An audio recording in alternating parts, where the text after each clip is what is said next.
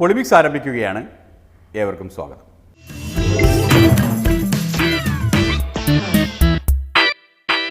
എല്ലാവരും വളരെ ശ്രദ്ധിച്ചിരിക്കണമെന്ന് ആദ്യമേ മുന്നറിയിപ്പ് തരികയാണ്.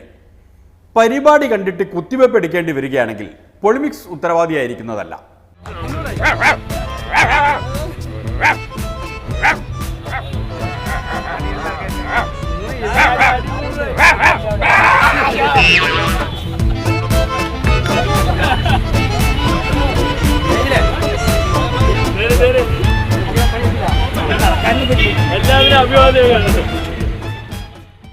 ഇത് ഏതിനത്തിൽപ്പെട്ട ജീവികളാണ് എന്നത് മനസ്സിലായി കാണില്ല. ഇതാണ് ഇന്ത്യൻ യൂത്ത് കോൺഗ്രസ് എന്നറിയപ്പെടുന്ന യുവജന സംഘടന.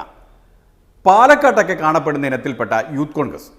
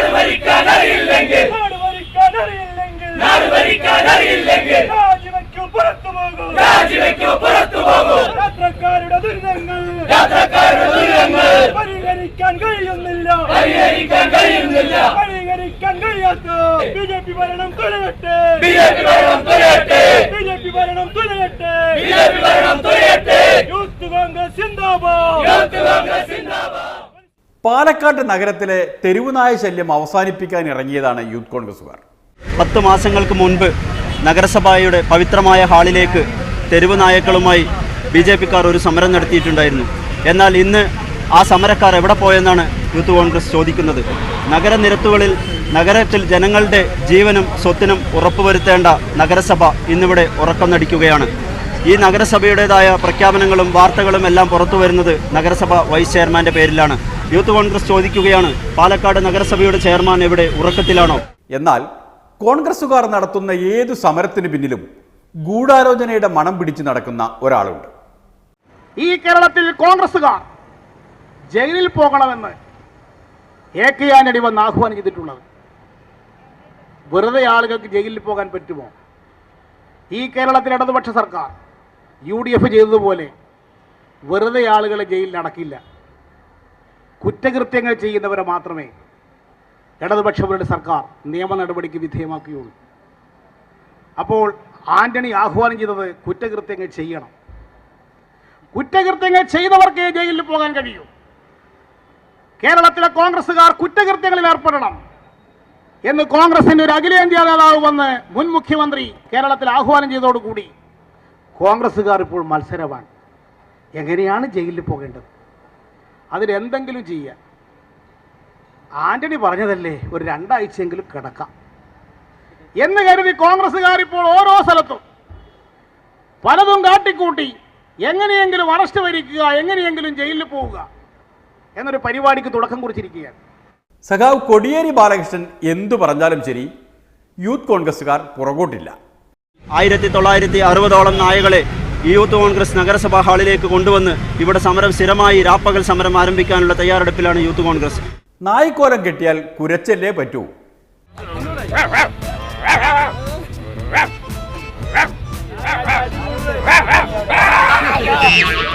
യൂത്ത് കോൺഗ്രസുകാർ ഇങ്ങനെ കുരച്ചു നടക്കുമ്പോൾ കോൺഗ്രസ് മറ്റൊരു ഗൂഢാലോചനയുടെ മണം പിടിച്ച് നടക്കുകയാണ്. ഋഷിരാജ് സിംഗിന്റെ നേതൃത്വത്തിൽ ഇപ്പോൾ നടക്കുന്ന മയക്കുമരുന്ന് വേട്ടയ്ക്ക് പിന്നിൽ KPCC പ്രസിഡന്റ് ഒരു ഗൂഢാലോചന മണക്കുന്നുണ്ട്. മയക്കുമരുന്ന് നേരത്തെയും ഉണ്ട്. മയക്കുമരുന്ന് ഉപയോഗം അന്നും നടപടി സ്വീകരിച്ചിട്ടുണ്ട്, ഇന്നും നടപടി സ്വീകരിച്ചു വരുന്നു. ഇതിനൊക്കെ പരിഹാരം എന്ന് പറയുന്നത് ശക്തമായ നടപടികൾ സ്വീകരിക്കുക, ഫലപ്രദമായ പരിശോധന നടത്തുക. കുറ്റകൃത്യങ്ങൾ ചെയ്യുന്ന ആരായാലും അവർ നിയമത്തിൻ്റെ പിടിയിൽ വീഴും എന്ന് ഉറപ്പുവരുത്തുക എന്നുള്ളത് മാത്രമാണ്. പക്ഷേ ഈ സർക്കാരിൻ്റെ ഈ ഒരു പ്രചരണത്തിൻ്റെ ദുഷ്ടലാക്ക് എന്ന് പറയുന്നത് മദ്യനയത്തിൽ മാറ്റം വരുത്താനുള്ള അവരുടെ രഹസ്യ അജണ്ട, മദ്യലോബിയുമായി നേരത്തെ ഉണ്ടാക്കിയ ധാരണ, അതിൻ്റെ അടിസ്ഥാനത്തിലാണ് ഈ പ്രചരണം വളരെ ശക്തമായി അവർ മുന്നോട്ട് നീക്കുന്നത്. അതുകൊണ്ട് തന്നെ KPCC പ്രസിഡന്റ് VM സുധീരൻ ഈ സർക്കാരിനെ വെല്ലുവിളിക്കുകയാണ്. അതുകൊണ്ട് തന്നെയാണ് നേരത്തെ ഈ സർക്കാരിന് മുന്നിൽ നമ്മൾ കൃത്യമായൊരു ചോദ്യം ഉയർത്തി, ഒരു വെല്ലുവിളി ഉയർത്തിയിരുന്നു. ഒരു ഹിതപരിശോധന നടത്താൻ, ഒരു റഫറൻഡം നടത്താൻ, ഈ കാര്യത്തിൽ ഒരു റഫറൻഡം നടത്താൻ സർക്കാർ തയ്യാറുണ്ടോ? റഫറൻഡം അഥവാ ഹിതപരിശോധന അങ്ങനെയൊന്ന് കാണണമെന്ന് പൊളിമിക്സിനും നല്ല ആഗ്രഹമുണ്ട്. യൂറോപ്യൻ യൂണിയന്റെ പേരിൽ ബ്രിട്ടനിൽ അത് നടന്നെങ്കിലും അടുത്തു നിന്ന് കാണാനായില്ല. കശ്മീരിൽ അത് നടത്തില്ലെന്ന് നമ്മുടെ ഗവൺമെന്റ് വ്യക്തമാക്കി കഴിഞ്ഞു. ഇനിയിപ്പോൾ കണ്ണടക്കുന്നതിന് മുമ്പ് ഒരു റഫറൻഡം കാണണമെങ്കിൽ സുധീരൻജി തന്നെ വിചാരിക്കണം. സാധാരണ രീതിയിൽ ഒരു തെരഞ്ഞെടുപ്പ് പോലെ വ്യവസ്ഥാപിതമായി പോളിംഗ് ബൂത്തുകൾ ഏർപ്പെടുത്തി സ്ത്രീകൾ ഉൾപ്പെടെയുള്ളവർക്ക് കൃത്യമായി വോട്ടവകാശം, അഭിപ്രായം രേഖപ്പെടുത്താനുള്ള സൗകര്യം ഒരുക്കിക്കൊടുത്ത്, ഉറപ്പുവരുത്തിക്കൊണ്ട് മുന്നോട്ട് പോകാൻ കഴിയുന്ന രീതിയിലുള്ള ഹിതപരിശോധനയ്ക്ക്, റഫറൻഡത്തിന് സർക്കാർ തയ്യാറുണ്ടോ എന്നൊരു ചോദ്യം ഉയർന്നു വന്നിരിക്കുകയാണ്. സർക്കാർ അതേക്കുറിച്ച് ഇതേവരെ പ്രതികരിച്ചിട്ടില്ല. എന്തുകൊണ്ട് പ്രതികരിക്കുന്നില്ല? യാഥാർത്ഥ്യങ്ങൾ അഭിമുഖീകരിക്കാനുള്ള അവരുടെ വൈമുഖ്യമാണ് അതിൽ പ്രകടമാകുന്നത്. ഏതായാലും ആ വെല്ലുവിളി വീണ്ടും ആവർത്തിക്കുന്നു. ആ വെല്ലുവിളി ഏറ്റെടുക്കുകയാണ് നല്ലത് എന്ന് മുഖ്യമന്ത്രി പിണറായി വിജയനെയും എക്സൈസ് മന്ത്രി TP രാമകൃഷ്ണനെയും പൊളിമിക്സ് ഓർമ്മിപ്പിക്കുകയാണ്. സുധീരൻജി യൂത്ത് കോൺഗ്രസുകാരെ അഴിച്ചുവിട്ടാൽ പിന്നീട് എന്തുണ്ടാവും എന്ന് പറയാനാവില്ല. ഏതായാലും ആ പരീക്ഷണത്തിന് പൊളിമിക്സ് നിൽക്കുന്നില്ല. ഒരു ഇടവേളയിലേക്ക് കടക്കുകയാണ്. അത് കഴിഞ്ഞാൽ വിദ്യാഭ്യാസമാണ്, രാഷ്ട്രീയ വിദ്യാഭ്യാസം.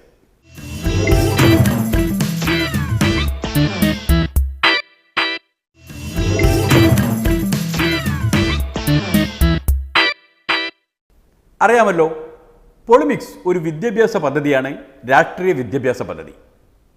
അതുകൊണ്ട് തന്നെ പൊളിമിക്സ് വിദ്യാഭ്യാസത്തിൻ്റെ രാഷ്ട്രീയം പഠിക്കാൻ പോവുകയാണ്.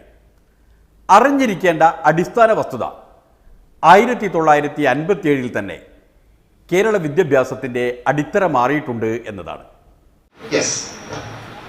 അങ്ങനെ വന്നപ്പോൾ കേരളത്തിന്റെ വിദ്യാഭ്യാസം മാറി. കേരളത്തിന്റെ വിദ്യാഭ്യാസം ഫ്യൂഡൽ വിദ്യാഭ്യാസമാണ് എന്ന് പറയാൻ കഴിയില്ല. കാരണം ഫ്യൂഡൽ അംശങ്ങളെ അടർത്തി മാറ്റി. കൊളോണിയൽ വിദ്യാഭ്യാസമാണ് എന്ന് പറയാൻ പറ്റില്ല. ഒരു പരിധി വരെ എന്ന് പറയാൻ പറ്റുള്ളൂ. ഇതെല്ലാം കുറെ കടത്തി പറ്റും, എങ്കിലും ബാക്കിയുണ്ട് എന്നുള്ളത് സത്യമാണ്. അത് രണ്ടും മാറ്റിക്കഴിഞ്ഞാൽ പിന്നീട് ഉണ്ടാവുന്നതാണ് സെക്യുലർ ഡെമോക്രാറ്റിക് എഡ്യൂക്കേഷൻ, അതായത് മതനിരപേക്ഷ ജനാധിപത്യ വിദ്യാഭ്യാസം. ഇനി അങ്ങോട്ടുള്ള ഭാഗങ്ങൾ ശ്രദ്ധിച്ചു കേൾക്കണം. ഇങ്ങനെ ഒരു ക്ലാസ് പിന്നീട് സംഘടിപ്പിക്കാൻ പറ്റി എന്ന് വരില്ല. എന്തുകൊണ്ടെന്ന് പറയുന്ന വാക്ക് പറയും വെറുതെ എടുത്ത് പറയുന്നതല്ല. സെക്യുലർ അല്ലാതിരുന്ന ഒരവസ്ഥയിൽ നിന്നും സെക്യുലർ ആകാൻ, സെക്യുലർ അല്ലാതിരുന്ന കാലത്തെ സെക്യുലറിസത്തിന് വിരുദ്ധമായിട്ടുള്ള അംശങ്ങളെ അടർത്തി മാറ്റിക്കൊണ്ട് അത് വിമോചിപ്പിച്ച് സെക്യുലർ എന്നുള്ള ആശയത്തിലേക്ക് എത്തിക്കുകയാണ്. യഥാർത്ഥത്തിൽ വിമോചനമാണ്, ലിബറേഷനാണ്. രണ്ടാമത്തെ എന്താ പറഞ്ഞത്? മതനിരപേക്ഷ ജനാധിപത്യ വിദ്യാഭ്യാസം. ഫ്യൂഡൽ കൊളോണിയൽ അംശങ്ങൾ ഉണ്ടെങ്കിൽ ജനാധിപത്യപരമല്ല. ആ അംശങ്ങൾ എടുത്തു മാറ്റുന്നുവോ, എത്ര എടുത്തു മാറ്റുന്നുവോ അത്രയും അത് ജനാധിപത്യപരമാകും. ഇത് രണ്ട് സങ്കല്പങ്ങളും ചേർന്നതാണ് കേരളത്തിന്റെ അനന്യമായ വിദ്യാഭ്യാസ സങ്കല്പം. അതാണ് മതനിരപേക്ഷ ജനാധിപത്യ വിദ്യാഭ്യാസം. ഇതാണ് കേരളത്തെ ഉയർത്തിയത്. ഇതൊക്കെയും പഠിപ്പിക്കുന്നത് എന്തിനാണ് എന്ന് ആദ്യമേ അറിഞ്ഞു വെക്കണം. ഇതൊക്കെയും സൂചിപ്പിക്കുന്നത് മനുഷ്യബന്ധങ്ങളെക്കുറിച്ച് പഠിക്കാനാണ്. 3 തരത്തിലുള്ള ബന്ധങ്ങളുണ്ട്. പ്രകൃതിയും മനുഷ്യനും തമ്മിലുള്ള സ്ഥൂല സൂക്ഷ്മ ബന്ധങ്ങൾ, മനുഷ്യനും തമ്മിലുള്ള സ്ഥൂല സൂക്ഷ്മ ബന്ധങ്ങൾ, മനുഷ്യനും ഇതര ജീവികളും തമ്മിലുള്ള സ്ഥൂല സൂക്ഷ്മ ബന്ധങ്ങൾ. ഈ ബന്ധങ്ങളാണ് പല വ്യവസ്ഥയിലും വ്യത്യസ്തമായിട്ട് വരുന്നത്. ഓരോ വ്യവസ്ഥയിലെ ബന്ധങ്ങൾ വ്യത്യസ്തമാണ്. ആർക്കാധിപത്യം, എന്തിന്മേൽ ആധിപത്യം എന്നുള്ള വിഷയമൊക്കെ കൂടുതൽ ചർച്ച ചെയ്യേണ്ടതാണ്. അപ്പൊ ആ തരത്തിലുള്ള ബന്ധങ്ങൾ മനസ്സിൽ വ്യവസ്ഥിതിക്ക് അനുസരിച്ചാണ് ഉണ്ടാകുന്നത്. അത് പൊളിച്ചു കളയുന്നതിന് വേണ്ടിയിട്ടാണ് കേരളത്തിൽ മതനിരപേക്ഷ ജനാധിപത്യം എന്ന വിദ്യാഭ്യാസം എന്ന സങ്കല്പം കൊണ്ടുവന്നത്. മനസ്സിലായില്ല അല്ലേ? മനസ്സിലാക്കി തരാം. ഒരു ഉദാഹരണം കാണിച്ചു തരാം, അപ്പോൾ മനസ്സിലാകും. എൻ്റെ മകൻ 10ാം ക്ലാസ് കഴിഞ്ഞ് 11ാം ക്ലാസ്സിലാണ് പഠിക്കുന്നത്. ഒരു ബോർഡിംഗ് സ്കൂളിലാണ്. ഞാൻ സ്കൂളിൻ്റെ പേരൊന്നും പറയില്ല. അപ്പോൾ പുതിയൊരു പഠനശൈലിയുടെ ഭാഗമായിട്ട് എൻട്രൻസ് കോച്ചിങ്ങും കൂടി പഠിപ്പിച്ചു തുടങ്ങിയിട്ടുണ്ട്. നല്ല കാര്യമാണെന്ന് പറയുന്നവരുണ്ട്. അങ്ങനെ വന്നപ്പോൾ ഞാൻ പറഞ്ഞു, ശരി പഠിച്ചോളൂ, നമുക്കൊരു ബുദ്ധിമുട്ടുമില്ല. പക്ഷേ സ്കൂളും എൻട്രൻസും കൂടി കോച്ചിങ് കൂടി ഒരുമിച്ച് കൊണ്ടുപോയപ്പോൾ ഒരാഴ്ച കഴിഞ്ഞ് എന്നെ വിളിച്ച് പറഞ്ഞു, പപ്പ എനിക്ക് വലിയ ബുദ്ധിമുട്ടാണ്. ഈ ഹോംവർക്ക് കഴിഞ്ഞ് അടുത്ത ഹോംവർക്കിലേക്ക് പോകുമ്പോഴേക്കും എനിക്ക് കളിക്കാനൊരു 5 മിനിറ്റ് ഇല്ല, 1 മണിക്കൂർ പോലും കളിക്കാൻ കിട്ടുന്നില്ല. അതുകൊണ്ട് എനിക്ക് വലിയ വിമ്മിഷ്ടമുണ്ടാകുന്നുണ്ട്. ഞാൻ പറഞ്ഞു, മോനെ ഇപ്പം നിർത്തിക്കോളൂ. ചിലർക്കെങ്കിലും തോന്നുന്നുണ്ടാവണം ബ്രിട്ടാസ് ദേഷ്യപ്പെട്ട് പറഞ്ഞതാണ് എന്ന്. അല്ല, അല്ല, കാരണം ജനാധിപത്യപരമാണ്. എന്താ കാരണം?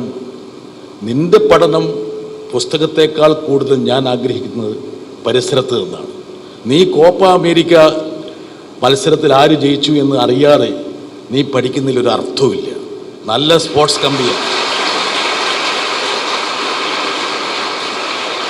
ഞാൻ സത്യസന്ധമായി പറയട്ടെ, എന്നെ രൂപപ്പെടുത്തിയത് സമൂഹവും പരിസരമാണെന്നുള്ള ഉറച്ച വിശ്വാസത്തിൽ ഞാൻ മകനോട് പറഞ്ഞു, ഇപ്പം നിർത്തിക്കോ, ഒരു കുഴപ്പമില്ല. അപ്പം പറഞ്ഞു, കുറച്ച് പൈസ നഷ്ടം വരും. ഒരു കുഴപ്പമില്ല, നിനക്ക് രാവിലെ പത്രം വായിക്കാനും അല്പം ടെലിവിഷൻ കാണാനും അല്പം ഫുട്ബോൾ കളിക്കാനും പറ്റാത്തൊരു പഠനം നടത്തിയിട്ടൊരു കാര്യവുമില്ല. ഇനി ക്ലാസ് മുന്നോട്ട് പോകണമെങ്കിൽ നമ്മൾ പാഠപുസ്തകം എന്താണ് എന്ന് മനസ്സിലാക്കണം. എന്താണ് ഈ പാഠപുസ്തകം? എന്താ ഈ പാഠപുസ്തകം? എല്ലാവരും അങ്ങോട്ട് കിടന്നത് ഇത്രയും നേരം പറഞ്ഞു, അത് തന്നെയുള്ള വിജയം എന്നുള്ളത്. നമ്മുടെ കയ്യിലുള്ള പുസ്തകമല്ലേ ഈ പാഠപുസ്തകം? അതൊരു പാഠപുസ്തകമാണ് എന്നുള്ളതാണ്.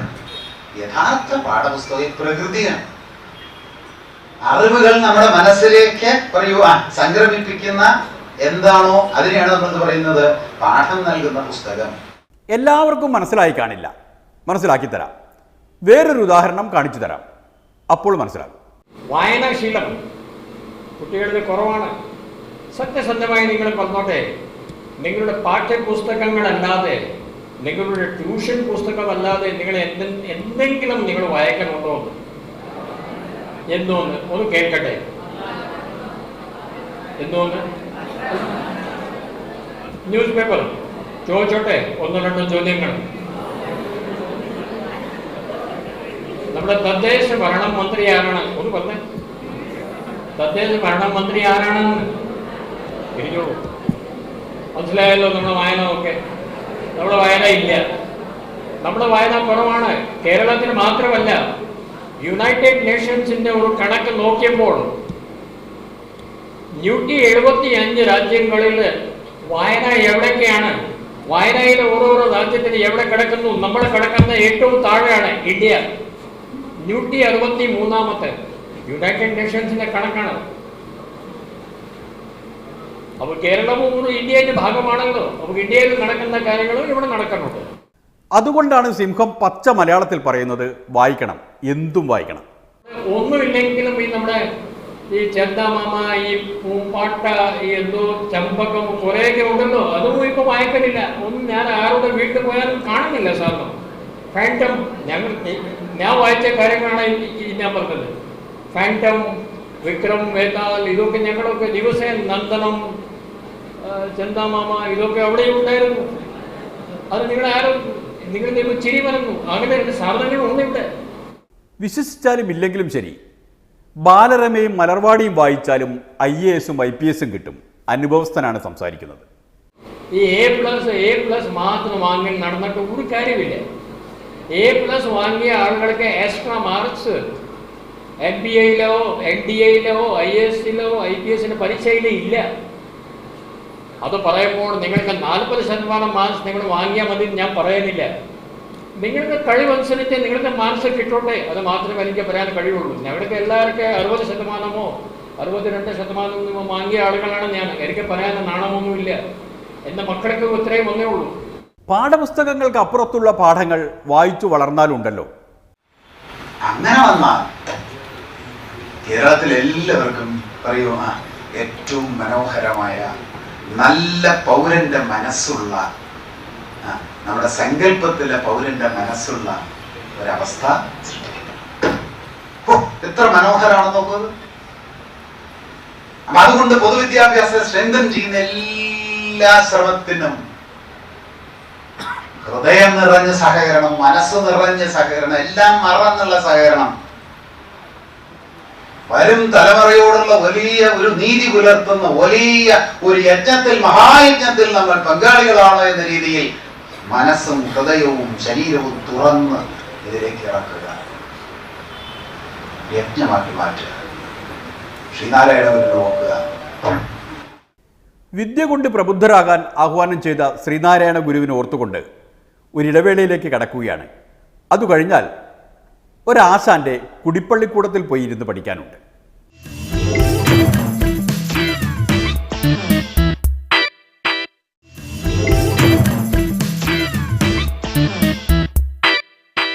രാഷ്ട്രീയത്തിൻ്റെ ആദ്യാക്ഷരങ്ങൾ മണലിൽ എഴുതി തരാൻ ഒഴിവും അറിവുമുള്ള ഒരൊറ്റ ആശാനല്ലേ ഇപ്പോൾ കേരളത്തിലുള്ളൂ. അദ്ദേഹത്തിൻ്റെ കളരി കോട്ടയത്താണ്.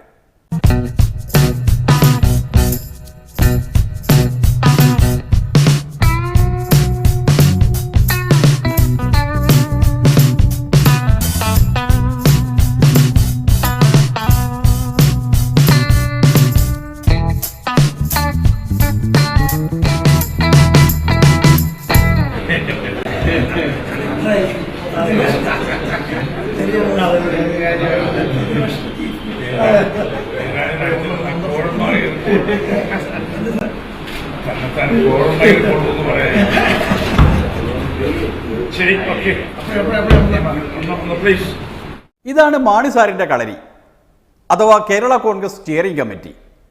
പറഞ്ഞത് കേട്ടില്ലേ, അവരിരുന്ന് സ്വയം കോൾമയർ കൊള്ളുകയാണ്. മാണി സാറിന് അതിന് കഴിയും. ഏത് കടുത്ത രാഷ്ട്രീയാവസ്ഥയിലും നിർമ്മമനായിരിക്കാൻ അദ്ദേഹത്തിനേ കഴിയൂ. ജനങ്ങൾക്ക് എന്നെ അറിയാം. 50 വർഷക്കാലത്ത് സുതാര്യമായ, സംശുദ്ധമായ, ധൈര്യമായിട്ട് പറയുക, സുതാര്യമായ സംശുദ്ധമായ രാഷ്ട്രീയമാണ്. അതല്ലേ തുടരെ 13 തെരഞ്ഞെടുപ്പിൽ എന്നെ വിജയിപ്പിച്ചത്. അവിടെ ജനങ്ങൾക്കറിയാം. അവിടെ ഞാനിതൊക്കെ ഇഗ്നോർ ചെയ്യാം. ഇപ്പൊ നമുക്ക് മാമ്പഴമുള്ള മാമൂലിന് കല്ലെറിയും. നിയമസഭയിലെ നേതാക്കന്മാർക്കെതിരെ, അധികാര സ്ഥാനങ്ങളിൽ ഇരിക്കുന്നവർക്കെതിരെ, ഉന്നത സ്ഥാനങ്ങൾ നയിക്കുന്നവർക്കെതിരെ ഒക്കെ കല്ലേറുകൾ വരും, വിമർശനം വരും. ആ വരുന്നതിനൊക്കെ സഹിഷ്ണുത വേണ്ടേ? സഹിഷ്ണുത വേണം, വേണ്ടതു തന്നെ. എന്നാലും മാണി സാറിനെ അങ്ങ് ഇല്ലാതാക്കി കളയാനായി ഗൂഢാലോചന നടത്തിയവരെ കണ്ടെത്താൻ പാർട്ടി നടത്തിയ അന്വേഷണമുണ്ടല്ലോ. അതിന്റെ റിപ്പോർട്ട് എന്തായി എന്നെങ്കിലും പറഞ്ഞുകൂടായോ? ഞങ്ങളുടെ മുന്നണി, ഞങ്ങളുടെ മര്യാദകളൊക്കെ അതിനകത്ത് എത്ര പുറത്തുള്ളത് ഞങ്ങൾക്കറിയാം. പോയി ഞങ്ങൾ ആരാണ് ഇതിന്റെ കാരണക്കാർ, ആരാണ് ഈ ഗൂഢാലോചന ഉള്ളത്, ആരാണ് ഇതിന്റെ കാരണക്കാരെന്നൊക്കെ ഞങ്ങൾക്കറിയാം. ഞങ്ങൾ ആയതുകൊണ്ടും മാന്യത ഈ കേരള കോൺഗ്രസ് ഉള്ളത് കൊണ്ടും മറ്റുള്ളവരെ വേദനിപ്പിക്കാനൊന്നും ഞങ്ങൾ തുനിയുന്നില്ല. ഞങ്ങളത് പുറത്തു വിടുന്നില്ല. അങ്ങനെ പറഞ്ഞാൽ എങ്ങനാ? ഒരു പാർട്ടി സ്വന്തം ഘടകകക്ഷികൾക്കെതിരെ ഒരു ആരോപണം ഉന്നയിക്കുക, അതിന്മേൽ സ്വന്തം നിലയ്ക്ക് അന്വേഷണം നടത്തുക, റിപ്പോർട്ട് ഉണ്ടാക്കുക, എന്നിട്ട് അത് രഹസ്യമാക്കി വെക്കുക എന്നൊക്കെ പറഞ്ഞാൽ എങ്ങനാ? ഇതൊക്കെ ഞങ്ങളുടെ മൗലിക സ്വാതന്ത്ര്യത്തിൽ കയറി മാധ്യമക്കാരെ പ്രവേശിക്കുന്ന ഞങ്ങൾക്ക് ഞങ്ങളൊരു അന്വേഷണം നടത്തി. അതിന്റെ പ്രതികൾ ആരാന്ന് ഞങ്ങൾക്കറിയാം. ആ പ്രതികളുടെ പേരുകൾ ഞങ്ങൾ വെളിപ്പെടുത്തുന്നത് ഞങ്ങൾക്ക് ഒരു സൗകര്യമല്ല. അത് മറ്റു ചിലർക്കൊക്കെ വേദന ഉണ്ടാക്കും. അത് മുന്നണി ബന്ധങ്ങളൊക്കെ ചിലപ്പോൾ ശിഥിലമാക്കിയെന്നും വരും. അതിനൊന്നും ആവശ്യമില്ല. ഞങ്ങളിത് പറയുന്നില്ല. ഞങ്ങൾക്കറിയാം ചില കാര്യങ്ങൾ. ഇതെല്ലാം എല്ലാം നല്ലപോലെയാണോ? ഇതിനകത്ത് ചവിട്ടും തൊഴിയും കുതികാല വെട്ടും ഒക്കെ ഉണ്ട്. ഇതൊക്കെ കണ്ടും കേട്ടും അറിഞ്ഞും സഹിച്ചും ഒക്കെയാ പോകുന്നത്. അങ്ങനെയൊക്കെ എത്ര കാലം മുന്നോട്ട് പോകാനാകും? എല്ലാത്തിനും ഒരവസാനം വേണ്ടായോ? അങ്ങനെ നിങ്ങൾ കേരള കോൺഗ്രസ് അതുപോലെ പഠിച്ചില്ല. അതുകൊണ്ടാണ് ഞങ്ങൾ വളരെ സഹനശക്തി ഉള്ളവർ.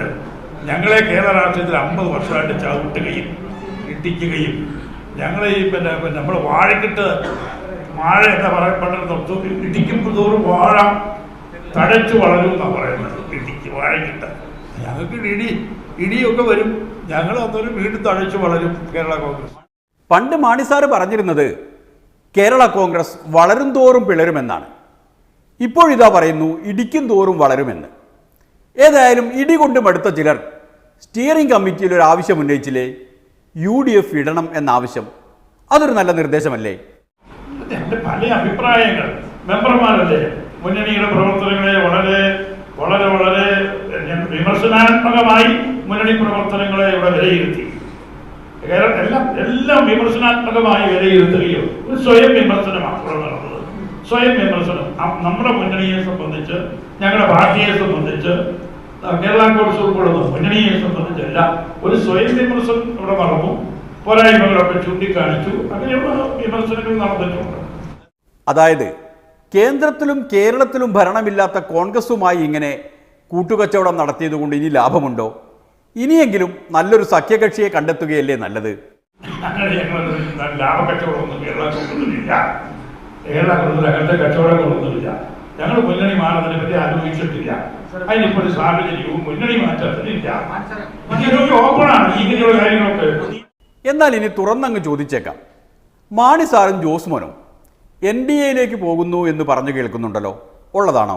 ചുമ്മാ ഞങ്ങളില്ലാത്ത സ്റ്റോറികളൊന്നും ഉണ്ടാക്കരുത്. ഞങ്ങൾ അങ്ങനെ ഒരിടത്തോട്ട് പോകേണ്ട കാര്യങ്ങളൊന്നുമില്ല. ആവശ്യമുള്ളവർക്ക് ഇങ്ങോട്ട് വരും, ഞങ്ങൾ അങ്ങോട്ട് പോകുന്ന ഏർപ്പാടില്ല. കേട്ടില്ലേ, മാണി സാർ പറഞ്ഞത് കേട്ടില്ലേ? അങ്ങോട്ട് പോകില്ല, ആവശ്യമുള്ളവർ ഇങ്ങോട്ട് വരും എന്ന്. വരും, വരാതിരിക്കില്ല. കുമ്മനവും അമിത്ഷായും വരും. വരാനുള്ളത് വഴിയിൽ തങ്ങില്ല എന്നുകൂടി ഓർമ്മിപ്പിച്ചുകൊണ്ട് ഇന്നത്തെ പൊളിമിക്സ് ഇവിടെ തീരുന്നു. ഇനി കാണും വരെ നന്ദി, നമസ്കാരം.